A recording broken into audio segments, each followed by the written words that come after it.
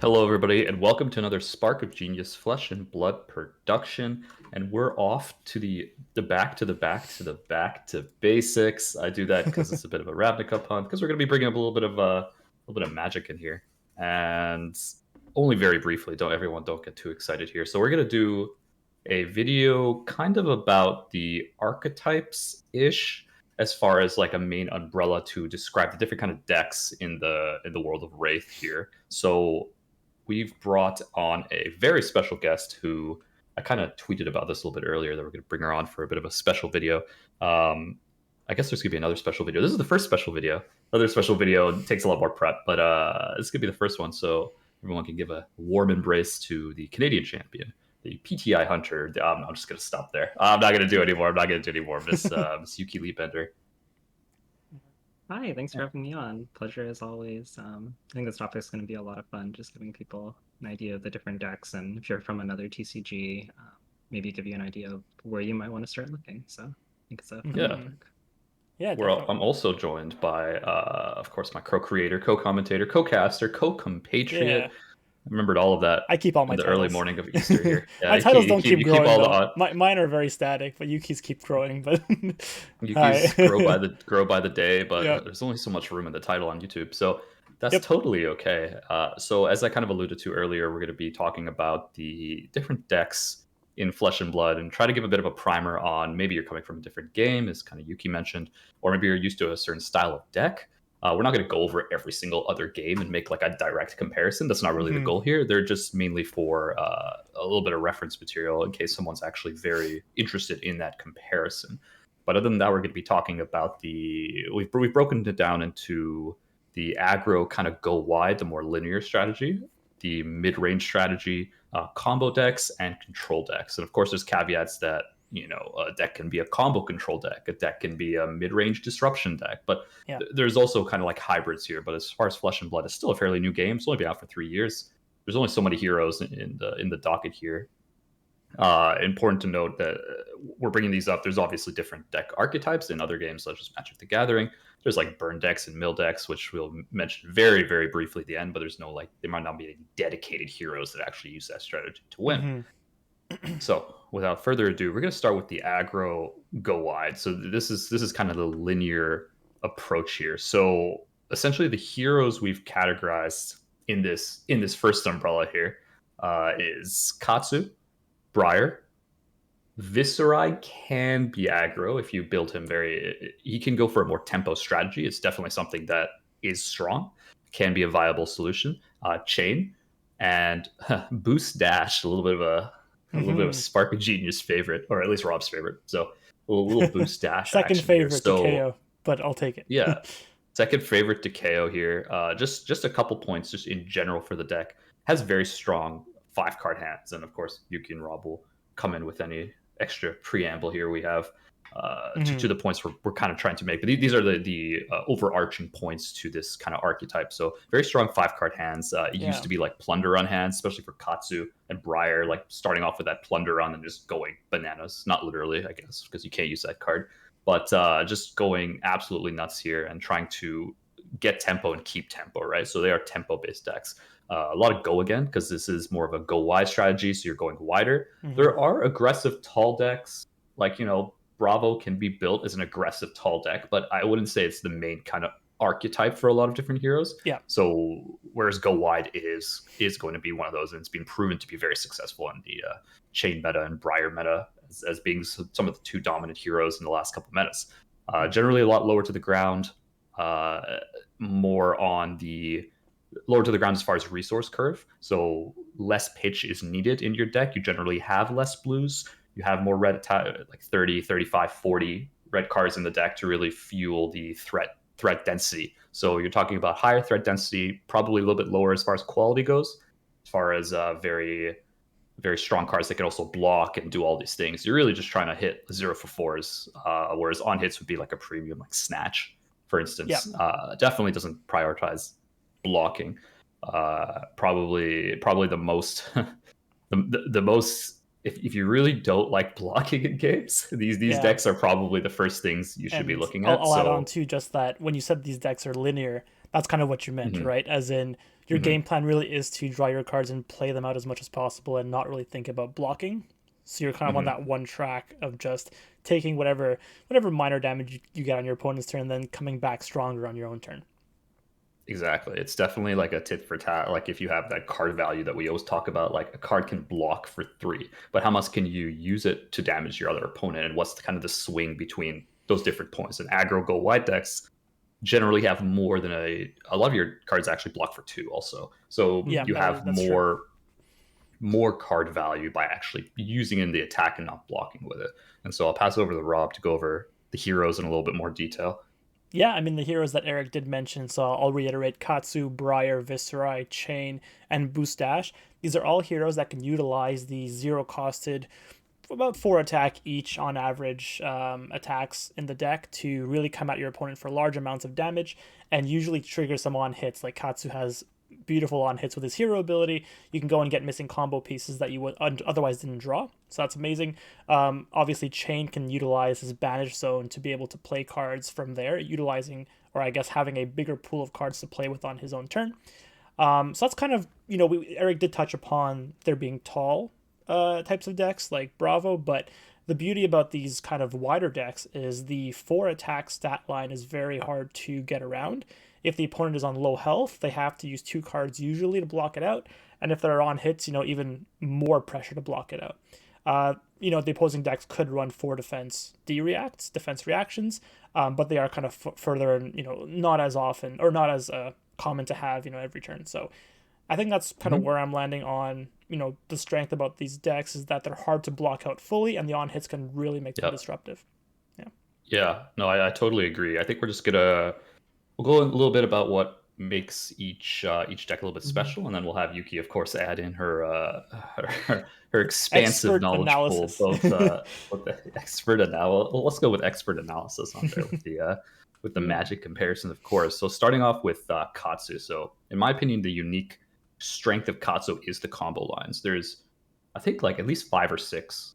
Oh man, I don't. Nia's gonna kill me for this. There's a fair amount of combo lines that are available for Katsu, and that's probably just gonna grow and grow, right? So I think the bread and butter for the go wide is the surging line and the leg tap line. So those are the lines that came out in Welcome to Wraith. Surging being a 2 cost, and then you have your whelming as a 0 cost, and then you're able to, if you hit the whelming, just keep going into your Mugenshi, right? Into your Mugenshi line. That's been the bread and butter for Katsu for a while, and it makes Katsu very interesting aggro deck to play because it comes with a lot more ingrained on hit effects than a lot of other standard kind of even decks on this list. You really have to think when blocking out Katsu because you gotta either call his bluff that he doesn't have the card piece and that you block it out fully, or you kind of take it assuming that he already has it, or there's a lot of mind games with Katsu because he can always fetch his missing piece if you take the hit, right? If you let him hit. I think that's like learning how to block Katsu is like an art by itself, right? It's kind of like blocking Dory. It's like you can do a video just based on that, just to know all the priority pieces, but then you have to know all the combo lines. You kind of have to know count their graves, see how many Mugenshis are in the graveyard. Like if they only have like 1 or 2 pieces, it's like, all right, you can come in with the Lord of Wind. It's not like you're gonna get like coming for 3 or 4. It's like maybe your line, maybe you're also playing aggro, maybe your line is just better. So that's kind of a little bit about Katsu. I can jump in with Briar since that is a hero I've been playing a little more lately. What do you got we'll for add on Katsu? for Katsu. Yeah, that's fair. So a few things about Katsu is I totally agree with you on hits. In particular, also he has the mask, which is like a really defining piece of equipment that kind of forces your opponent's hand a little bit and forces them to block because he's just so good at giving, like he has so many go again attacks built in that he can pretty much use every single card that he draws and play it out as an extra attack. So anything that you give him is just more fuel for him to swing back at you. So that's really kind of like a defining characteristic of that deck. And in general, all the aggro go wide decks want to draw cards as well because they have so much go again. But Katsu is especially good at drawing cards with the mask, with the snatch, like we mentioned, with the whelming gust wave, and before with plunder run, although that's no longer legal. And now with even bigger than that, I think a very even valuable card bigger than that. In Katsu, Great card, love it. Yeah, and super tricky deck, right? Like lots of attack reactions with Ancestral Empowerment and Razor Reflex. Probably the trickiest of the bunch in terms of like being able to increase the power of his attacks and push over breakpoints and trigger card Right. draw. So he definitely has this like tricky element, and if you enjoy that, I think that's like a reason to play Katsu. If I was gonna compare him to like a Magic deck, there's not a direct comparison, but perhaps maybe like a blue-red tempo deck, sort of like the ones in Modern right now, that have this like these like aggressive threats, like Ragavan, Dragon Rage Channeler. They're just able to kind of pressure your opponent, and they also have some tricky interaction and some like disruptive tools as well. That's kind of like Katsu, maybe minus the counter spells, but yeah, that's the closest comparison I can draw No there. counter spells yet, but No. maybe one day. I don't even know if that would be healthy though. Yeah. No, probably not. I'll add into Katsu as well. His Kodachis just make him wider by default. You spend 1 to attack for 1 with built-in go again. So by default, you can already swing for 1 point of damage twice with 1, yellow or blue pitch. So that makes him very annoying to deal with in the late game, especially. And also, he always has that +1 to combo card threat in the bracers. He can always come in for 5 if you're not blocking properly. So very scary to kind of have that constant threat on the board. It's kind of like you can't avoid it, really. Yeah, no, for sure. I think the only point I want to end off with Katsu is being historically the preeminent aggro deck in every meta. As far as like even when Chain was meta, aggro Katsu was very strong into Chain. Like aggro Katsu was one of those decks that could easily go toe to toe with Chain. Even when these decks come out, Katsu is always kind of sitting there on the back burner, just like He's waiting. the benchmark. Just because he is the benchmark. He came out in Welcome to Wraith. He's very well designed in my opinion. Like his combos are very like buttery smooth. Like it makes a whole lot of sense. It's one of the decks where a lot of people learn how to play Flesh and Blood, and so a lot of people have nice affinity to Katsu. And he's always kind of sitting there, and definitely the gold standard to the aggro go wide deck is Katsu. So if you're looking to play one of these decks, I would definitely start with Katsu and work your way from there. We're going to be moving on to Briar now, so I'll say a little bit about Briar before passing it off to Rob here. So you can tell I'm itching to talk about Briar. he's itching. He really is itching to talk about Briar here. So the only thing I'm going to kind of mention is there used to be 2 different types of Briar: a lightning, quote unquote, lightning Briar, and then a quote unquote earth Briar. That being said, that is because Briar is the 2 elements that she has affinity for are lightning and earth, right? And so there was a more lightning focused, which is definitely a more aggro go wide focus, using cards like Entwined Lightning. Using a lot of the like lightning surge from the arsenal has go again, razors, presses, all kinds of go again techs, ravenous rabble, and this deck was actually the last like main meta deck before Starvo came and just crushed everyone's soul, as well as ball lightning and such getting banned. And so the lightning version of Briar was definitely one of these decks. It doesn't block, although you can create a whole bunch of embodiments of earth. So embodiments of lightning, embodiments of earth, definitely a big piece that allows her to go wide, essentially off nothing as far as embodiment of lightning, 2 random non-attack actions, keep going wide off like lightning strike, drawing a card. Like these 0 costs that are able to build your advantage are extremely strong in Briar. But Briar has the ability to, unlike Katsu, she used to be able to create a whole lot of embodiment of Earths and then block with 1 card for like 8 if you have like enough embodiments, right? That's no longer the case. No, this is pre-errata. So post-errata, the actual go-to deck is more of the Channel Mount Heroic style deck. So you get a bit of an Earth package, maybe 12 to 15 Earth blues, something along those lines. You try to get your Channel Mount on, and the Channel Mount gives the +3 buff to all of your attacks. So you still have a lot of your go-wide attacks. However, they're now coming in for 7, possibly 8 with possibly 6 Swarming Gloomveil, maybe 8 if you have Force of Nature, something like that. So now the plan is to set up it's a bit slower, right? Because you are trying to set up those big Channel Mount Heroic push through turns that are able to push Channel and like 3/0 cost attacks to come in for 7, something like that, like a really clean 20+ damage turn that allows you to take tempo and keep tempo. So now the deck is a lot more hedged towards that, and we will have a little bit of content surrounding this new Briar and see where it is in the meta here too. So pass it off to Rob. Yeah, I mean, you outlined her pretty beautifully. I think that she has a tool in her hero ability that's really cool. I love the design of this hero because it's almost like the more aggressive you are, the more defensive you can become with your earth tokens. In the past, you got as many as on hits as you did, but now it's only 1, unfortunately. Well, I guess fortunately, I don't. It's fortunate. She was pretty broken. It's not unfortunate. She was broken. Yeah, but I love that kind of duality. So you kind of hit, you get more defensive for your next turn, for on your opponent's turn. I mean, or like the more non-attacks you play, you can get a go again off of that. So I think that she's really cool, and that built-in go again allows her to play attacks that didn't normally have go again, right? Katsu has it kind of built into his cards, which, you know, is good, but she can play cards like Snatch with go again now. She can play, an E-Strike that has built-in go again, so you can draw a card instead of choosing the go again. She has really cool, I guess, lines that she can build off of her hero ability. And I think that makes her really strong. And the way that, Channel Mount works in the deck is it's an Earth card, so only she and Oldhim can play it. Oldhim is not an aggressive deck, so and Starvo. And sorry, Don't Starvo. forget about Starvo. Captain Don't forget Planet about the Channel Mount himself. Starvo. Yeah, forget that's about true. the Channel Mount Starvo. That is true. Historically, only Briar played Channel Mount, and it allowed all those cards that didn't have go again originally, but had a really good on hit to now have go again and +3 damage. So she's kind of like the full package here, and I think she's in a prime position to be a very good aggressive deck, and it's a deck that I love playing, and she's seen a lot of success. So I think that's my 2 cents on her. Yeah. Yeah. What do you think, Yuki? Yeah, I tend to agree. The big difference here between Briar and Katsu is she's a little bit more setup based. Katsu's just sort of stringing together attacks, doing combos, and like very, I'd say, consistent pressure. He definitely does have hands that are stronger than others, like any hero would. But Briar is really like kind of playing like until it draws Mount Heroic, you might almost be like this deck is fine but not that impressive. But the Mount Heroic turns is really what pushes it over the top.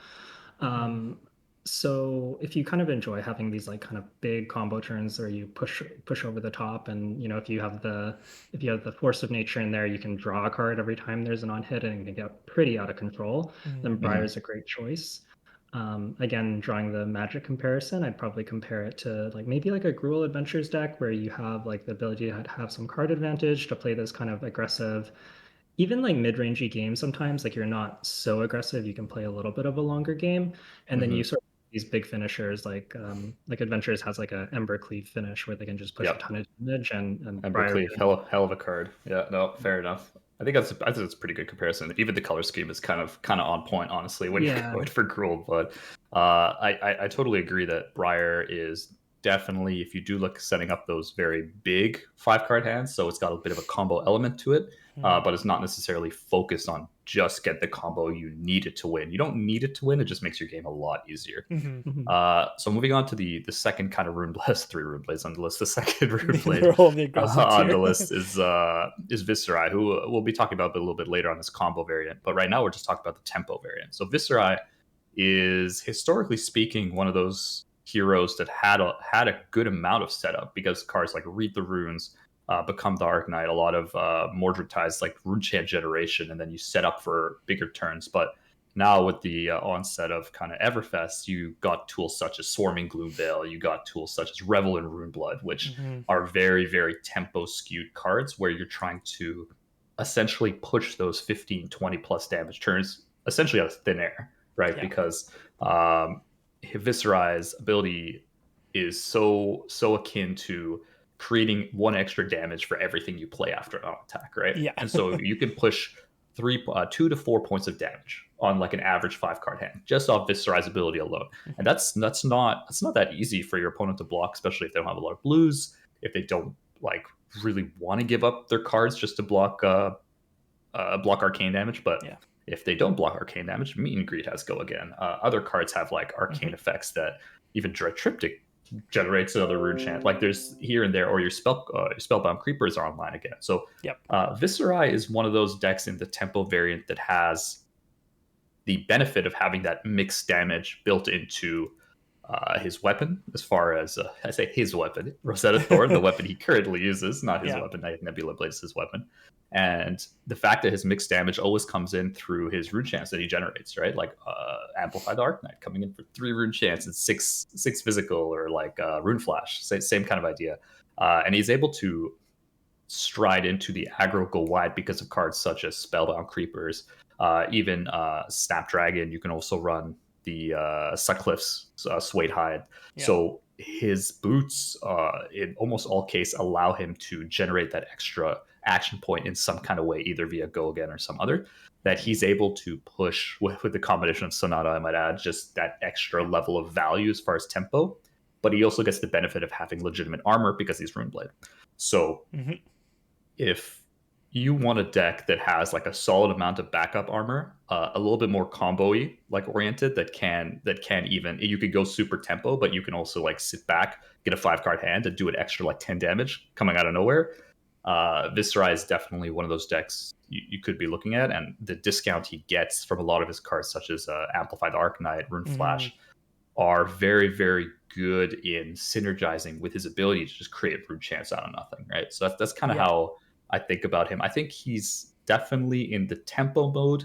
These are for people who really like mixed damage. First of all, like they don't even really want to rely on one type of damage to win the game. Viserai is better than the other two Runeblades at using this strategy, as well as if you want to have access to some really, really strong cards like Become the Arcanite and be able to really be flexible as far as your game plan in case maybe you have a bit of an off turn or an off hand, or maybe you have to, God forbid, block. So Viserai is probably the deck so far out of the aggro decks that can block with a card or two and still come back for a lot of damage. So if you like that kind of deck, so you're straddling the mid-range kind of thing, but you don't necessarily have to run D-Reacts to actually be like pure mid-range, I would say Viserai is the most tanky of the aggro I mean, other than we're going to talk about Husk later for Chain, but like other than that, Viserai is probably the tankier version of an aggro deck here. He really is the king of mixed damage. I think no other hero does it better than he does. The ability to play attack actions and then be able to create arcane damage kind of out of thin air is really strong, and that's what Viserai really excels at, especially if you play Mordred Tide. That adds a rune chant to every rune chant you create. So I think he's the only hero that plays Mordred Tide. I don't think the other two play it because his ability just pairs up so well with that card.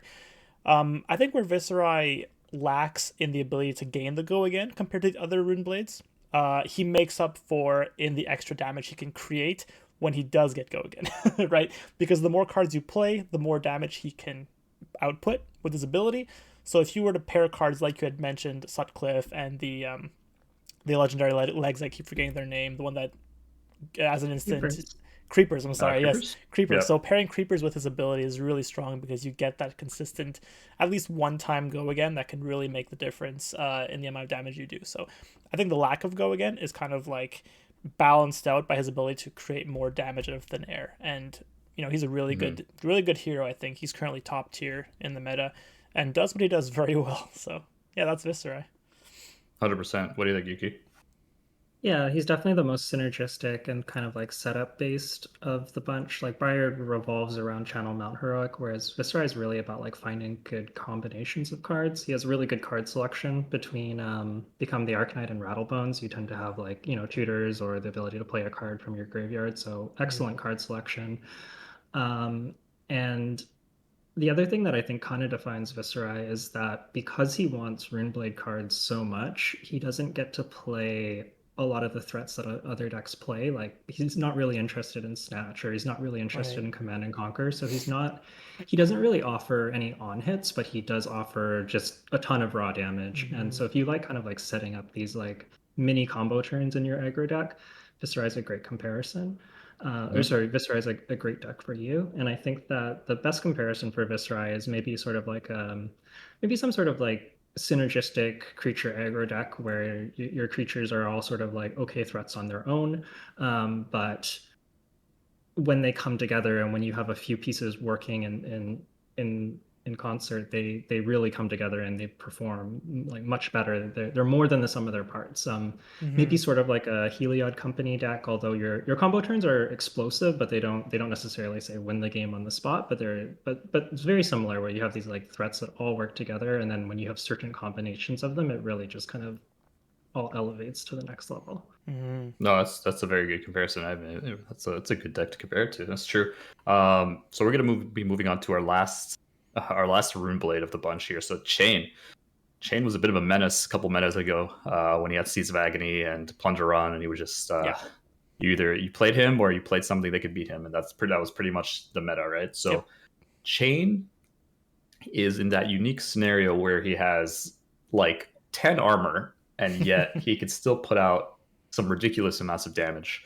The caveat is he's very much an aggro deck. Like he's definitely a go wide deck. He can block with like a card from hand and still put out a lot of damage because of Soul Shackles. And Soul Shackles is kind of his main thematic ability that lets him gain go again almost on the spot on pretty much anything. And so, as far as an aggro go wide deck, a hero ability that lets you gain go again on the spot, it's pretty good. It's pretty it makes sense, right? So he Yeah. is a hero that is able to trade card value for damage at a higher rate than any other deck just because he can gain cards in his hand off shackles every turn. And I thought about kind of the subcontext of this aggro deck, and I think a ramp deck would be the closest context I can give it, is because usually Shackle 1 and Shackle 2 are, historically speaking, weaker turns. That's changed a little bit with like the Belittle decks and the fact that you can now go searching and have more generics, a lot more generics in your deck. Historically, the higher blood debt decks did need to get to Shackle 3 or so to really be able to turn on that guaranteed 1 to 2 cards per turn extra off your banishes from Soul Shackle. And so I would say Chain doesn't do mixed damage very well. You can create a rune chant, you can run cards that, Chain still runs Rosetta and does that mixed damage. But I would say if you're a mixed damage kind of person and you want different sources, Viscera is probably a better bet. But if you want the ability to increase your hand signs at ramp to a point where you have to kind of solitaire your way into like a really big ending turn state, Chain is really like the hero for you, as well as have that amazing backup option in the way of Husk that essentially gives you a get out of jail free card. Is essentially how I see Husk, right? Blocks CNC for full, blocks a lot of other cards with one card, no resources, especially if you're later in the game and you still have the Husk, you're in pretty good shape. So I would recommend Chain as a aggro deck for people that really like to think about their setup and think about their card order, think about their combos, because it's probably the deck that most rewards thought about sequencing combos and pitch stacking, where a lot of aggro decks don't. They don't care about any of that, right? But Chain does care about that quite a bit to win out, especially against control decks, which historically have been like the main tug at Chain's superior kind of status as the premier aggro deck. Yeah. I like how you put it. You said playing solitaire or something like that, because that's how it really was a few metas ago. You either played, as you mentioned, Chain was the boogeyman. You either had to play something that could outrace him, which I don't think anything at the time, I don't think anything was able to, with Seeds and Plunder Run still in the game, in CC, that is. And you were just basically just playing to block him out until he fatigued himself, until he emptied his own deck, right? That was the way to beat Chain back in the day. And you kind of talked about that point of the game where you have, I think, turn 6 or turn 7, where you start banishing 3-4 cards and you have a card pool on your own turn to play with that is something around 9-10 cards. And at that point, you really have to look at your blood debt. You look at your pitch. You're counting pitch for 9 cards. It's kind of overwhelming at that point, and it really rewards the ability to look at your card pool and figure out what do you play first, what do you leave in your banish zone, because you don't have to play everything from banish zone. And Chain notoriously doesn't really care too much about the damage he takes, because you know that he can out damage you in the long run. So you're okay taking a bit of blood debt early in the game. You're okay banking cards in the banish zone for a really big blowout turn. So I think he's not just a linear style deck like you mentioned. He can really take some thought, and I think being able to balance 10 cards at a time is a real skill in this game that you're going to need to develop if you play Chain. No, for sure. Yeah. Totally agree with what both of you said. I like the ramp comparison a lot. I think the other kind of obvious comparison is any sort of graveyard centric deck. Chain does not actually use his graveyard, but the whole act of kind of milling yourself and getting extra cards that you can play, extra threats, is sort of reminiscent of a Vengevine or Dredge deck in some ways, although it's definitely kind of unique in FaB since like Eric said, you're able to pitch stack and set that up, so you have in some ways you have more control over that process rather than just sort of randomly going off the top. It's very, very measured, and there's some variance, of course, but the end game setups is defining of Chain. So yeah, I think we covered it pretty well. Yeah. No, Unless you that's true. play the belittle minnoism combo, then you're just shuffling your deck all Yeah, the time. Yeah, there's no more pitch stacking, I that's think. definitely Yeah, a bit different of like yeah, it's a a fairly variant new that addition. has come So out recently. Yeah, yeah. moving on to Boost Dash, I'm just gonna actually just automatically pass this to Rob because I don't have a ton of Boost Take the Dash baton. experience, and I'm just gonna throw. You know how everyone like gracefully passes the baton to the next runner? I'm gonna like Yeah. huck that thing like an I'm ultimate gonna. I mean, across the this board here to Rob. this deck has a big asterisk on it in that it's only good in Blitz. This deck is not viable in CC at all because you cannot output as much damage as you normally Tell that can. to my rotary round. Yeah. Yeah, so let's talk about Blitz a little bit in this deck. So in Blitz, you usually start out the game with your Teklo Pounder, a new item that came out in Everfest. It allows you to gain +2 damage on the first boost card you play every turn, amounting to 6 free damage in Blitz, which is a third of the opponent's health. So that kind of damage output in Blitz especially is amazing. The deck focuses mostly on being able to boost a few times per turn, utilizing your Teklo Foundry Heart for the extra resource every turn, because you only run dash cards or mech cards in the deck, so you're always guaranteed to get that off. And then, coming out with like 5-6 damage multiple times per turn. Also, if you do manage to get off your high octane, you can then swing the pistol for 3 more times if you have the action points. So really, really explosive. This deck, I think, above most decks, does not like to block at all, unless you're blocking like a very like serious on hit effect. And Dash does have a lot of armor in her Teklo Foundry Heart. That is 2 armor there. She runs, of course, the Arcanite Skullcap for 2 more armor. So she is well positioned to be able to take some hits and just dish, almost like 1.5x the amount of damage you typically take on a turn. So that's my take on her. Really aggressive, probably the premier aggro deck, really. Yeah. No, that's totally fair. In Should move Blitz, on I to should say. in Blitz, Yeah. yeah, of course. Yeah. The mid-range decks. So probably say a little bit less about there's a lot of these decks, so probably not going to go into as much detail, but the mid-range deck is essentially it does block. It blocks occasionally, not as much as like a control-oriented deck, but the kind of big part of a mid-range deck is you have very good 2 to 3 card hands, and so it's built around blocking a little bit and then coming back with a threat, blocking a little bit, coming back with a weapon, that kind of thing. So it might be like a card in a defense reaction. This is kind of the first deck where you start to see more defense reactions, maybe 3 to 6, I would say, is a pretty common point for mid-range decks.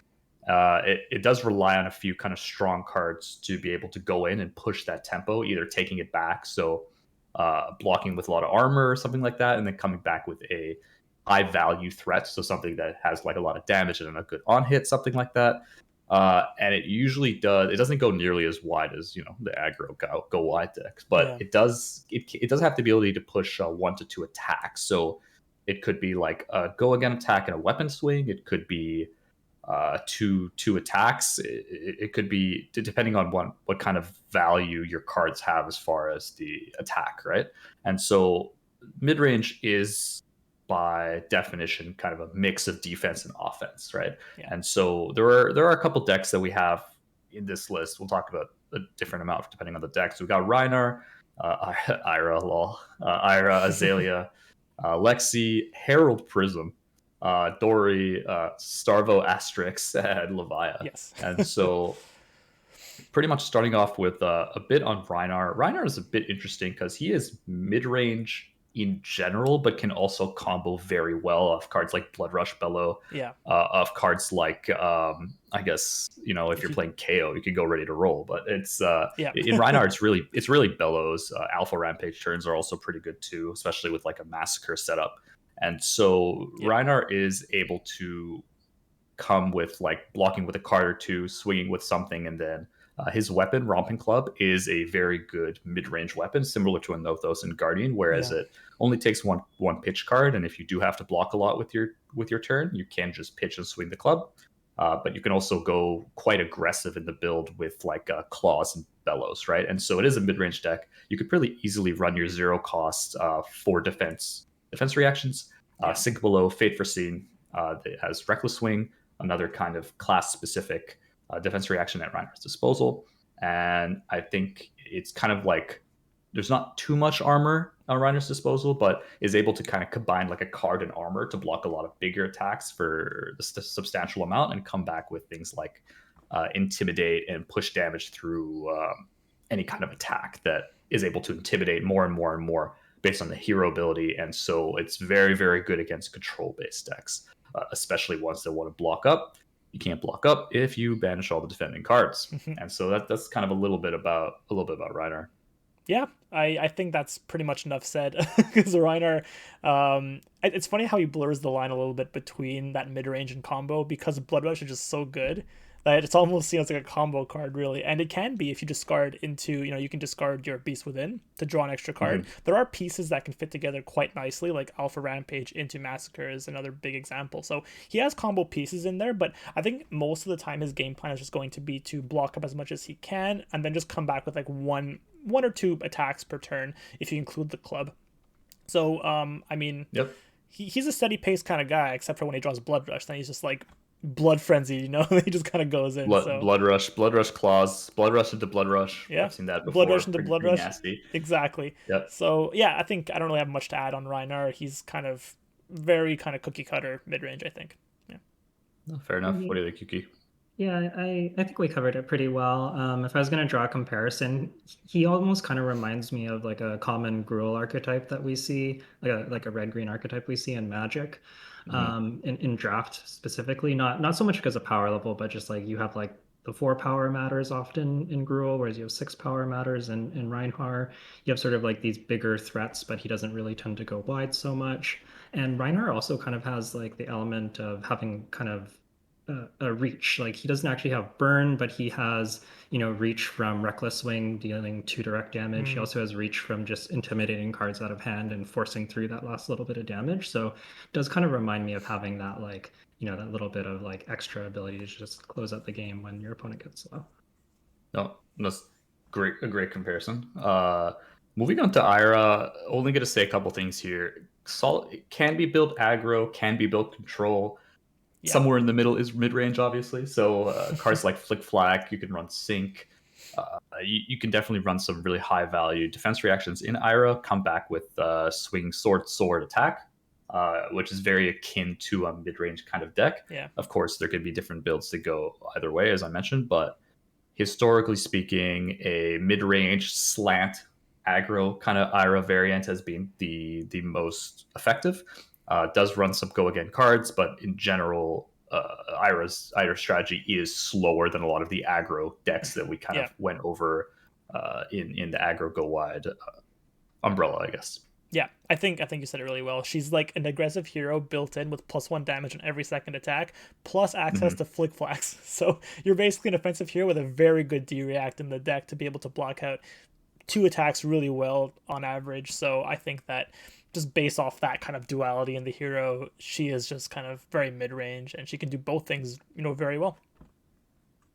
Yeah, she's very value oriented. She wants to play a long game, since like every single turn that she gets to play is like 1 more damage from her hero ability. So typically the longer she can stretch out the game, the more value she gets out of that.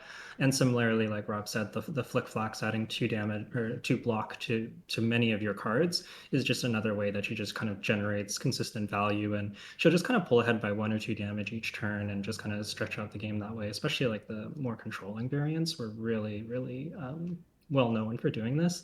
And yeah, they're kind of like a very grindy mid-range deck if I was going to compare it to Magic. Like maybe like a Jund deck where they're just trying to like trade card for card and just have like a little bit better value than you every single turn. That's kind of what Ira is trying to do. Just kind of grind your opponent out slowly and outvalue them with your hero ability and Flick Flacks. No, that's totally true. Azalea, I'm just going to throw directly at Yuki because I've played Azalea before, but not nearly enough to tell everyone who's watching what exactly this deck's trying to do here. Yeah, so Azalea can kind of either go a little bit wide or can go tall. I think these days going tall is a little bit better with her. Typically finding a nice arrow with a good on hit, pumping it up, giving it dominate through her hero ability, and just trying to disrupt her opponent with that on hit while also pushing some damage that you can't block through dominate.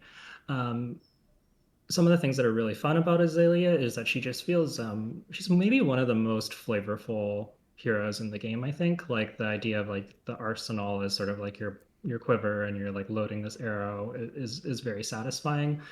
The Skullbone Crosstops letting you like flip up a card to look at the top card of your deck and then put the top card of your deck into your arsenal with Azalea's ability feels like it's very satisfying. It's like a very kind of smooth mechanic. It takes a little bit to get used to, but I know a lot of people like it's what makes them fall in love with Azalea is the mechanics are just so they just feel right. Like it really does feel like a ranger. So that's like a really nice thing about the deck.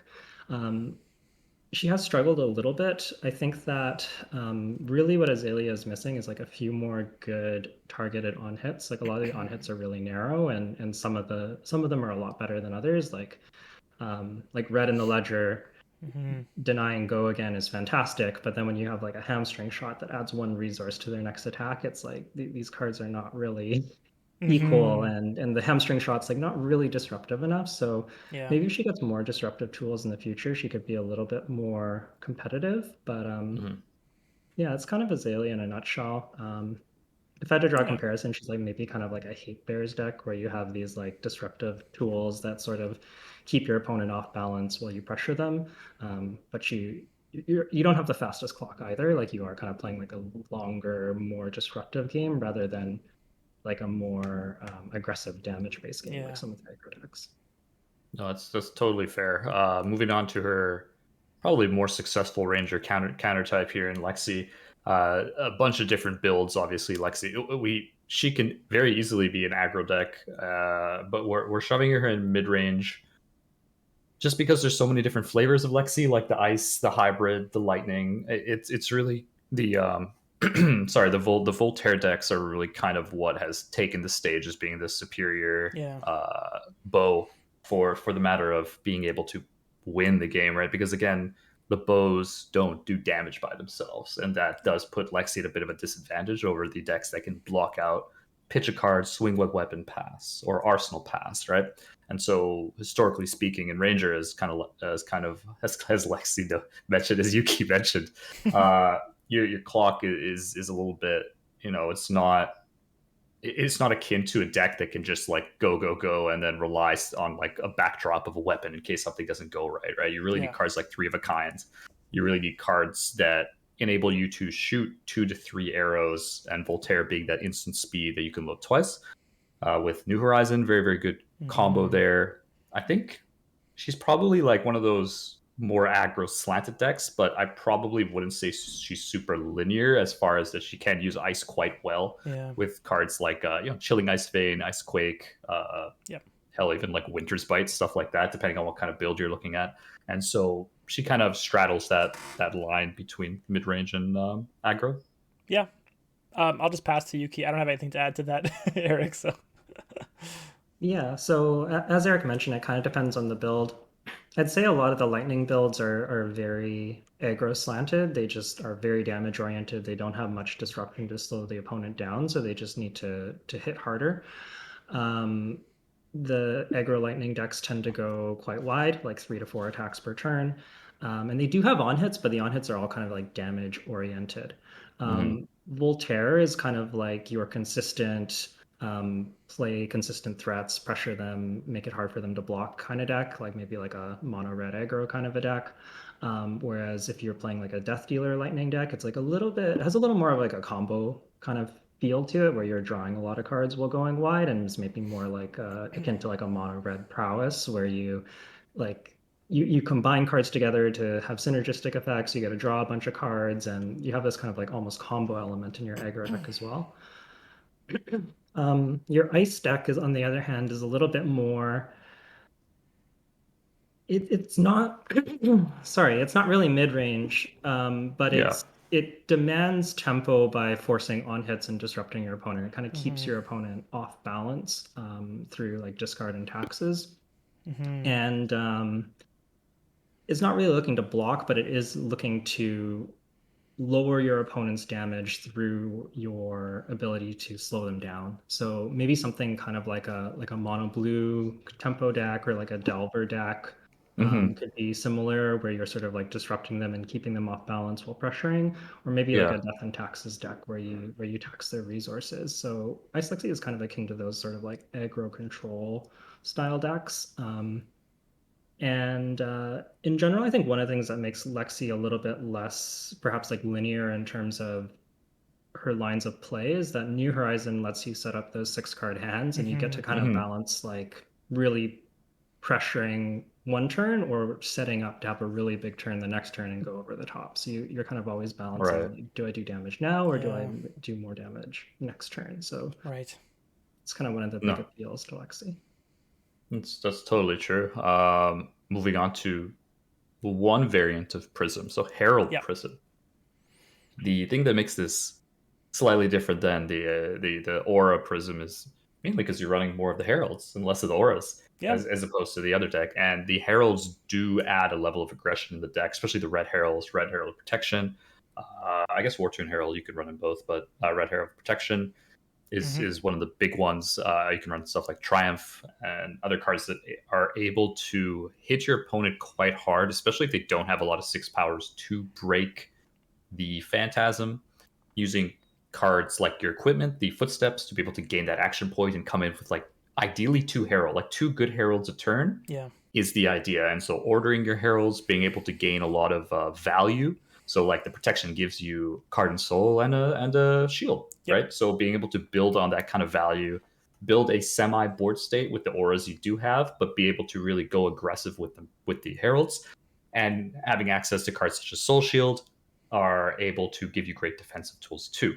Um, Yeah. Prism doesn't have a lot of armor though, so as far as like the blocking ability in general, it is lower on average than some of these other mid-range control decks. So I would say that that's probably one of the one of the main weaknesses over some of the other classes with a lot of armor. But she kind of makes up for it in just raw card value, like War Tune Herald 1 for 7, Miraging Metamorph one for Yeah. seven, like a lot of these really strong cards that just gain go again off the Luminaris, right? And so you're always putting at least in this case like 2 attacks per turn, like we said, 1 to 2 attacks for a mid range. Prism Herald with Heralds really does try to get 2 heralds per turn, and then maybe end with like a blue aura or something, like a blue 0 cost aura would be ideal. And Yeah. so she's definitely like one of those pure, in my mind, a pure mid range variant of the deck.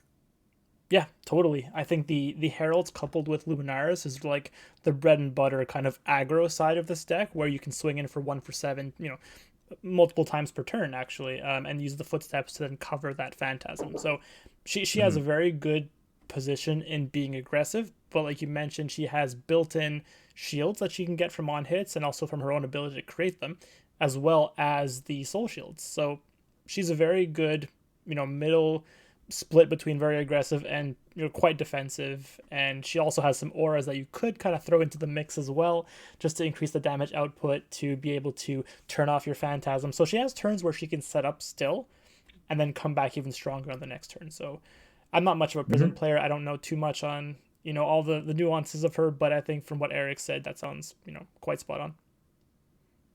Yeah, I think Eric covered it pretty well.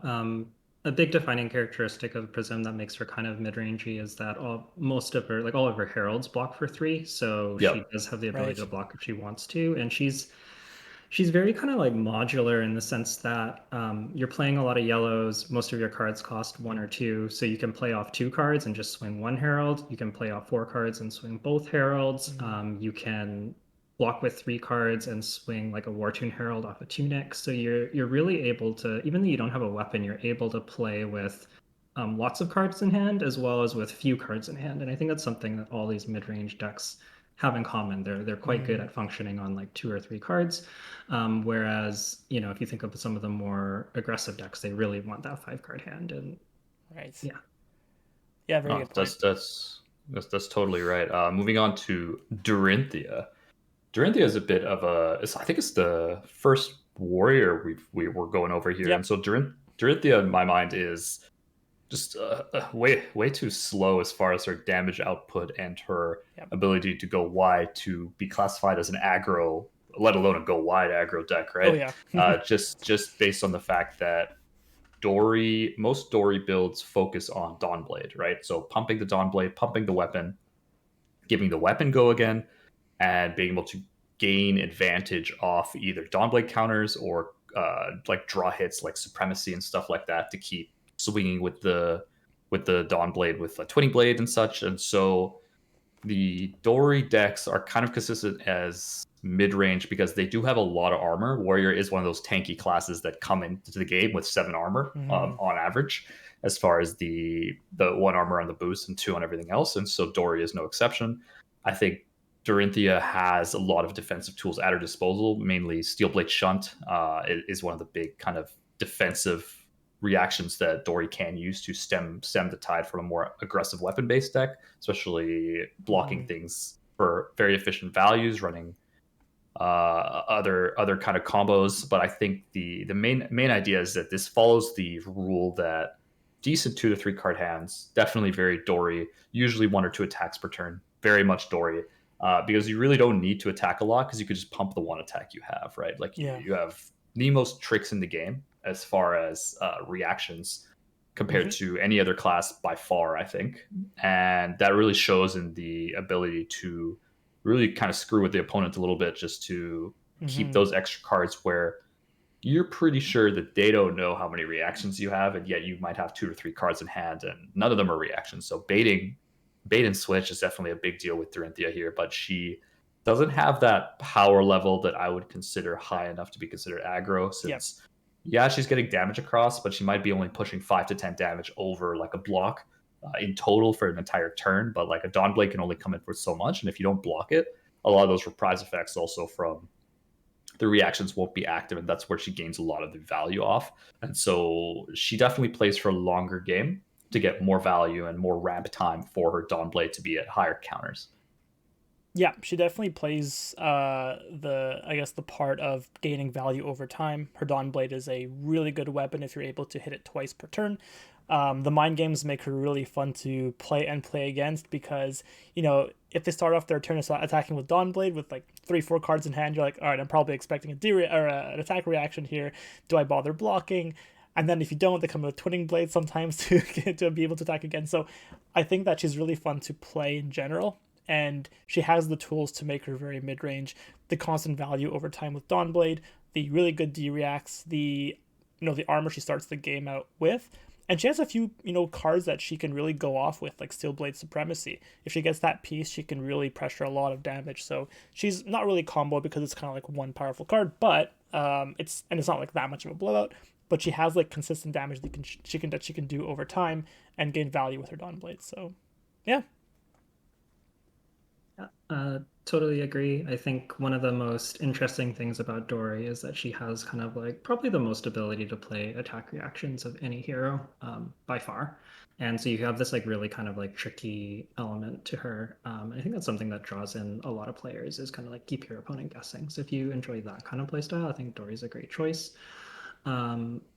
Drawing comparisons, I think like Dawnblade is almost kind of like a heroic style deck where you want to like pump up your creatures and you get bonuses for doing so. It's kind of like that.